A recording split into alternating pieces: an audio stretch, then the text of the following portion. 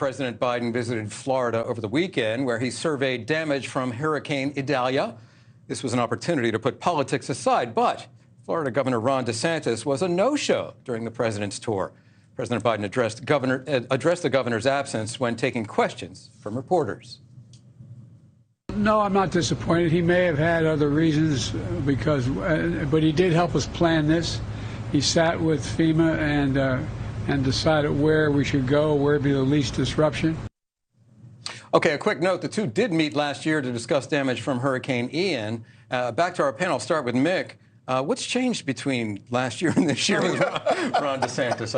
It could be a bunch of things. It could be scheduling conflicts. It could be all of that. You sort of get the feeling it's not. It's politics. And I think I'm not the only Republican who remembers what Chris Christie did with Barack Obama back in 2012, I think it was, or something like that. We were arranging all that. Yeah. Real bromance.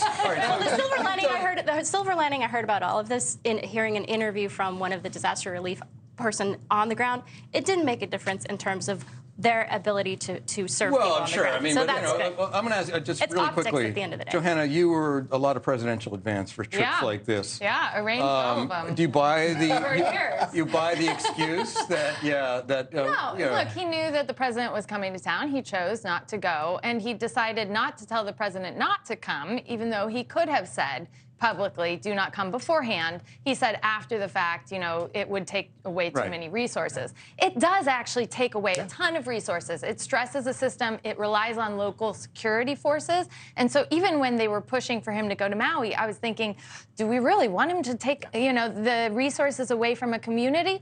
But the truth is, everybody expects the president to go there, and in some cases, it can apply pressure to local. Yeah, and whether he's actually recovery efforts, physically helping with the recovery, though, there's a role to play for a president. I think there was an insult to injury in Hawaii when he tried to show empathy and says, "Oh, I almost lost my Cadillac." It came across as very tone deaf. I think it was a Corvette, but Trump through. Pardon me, fake news. We may get to the East Palestine, Ohio example in the next segment, but there's a reason that presidents go or should go, and that is because no politician is actually there to help, repair things.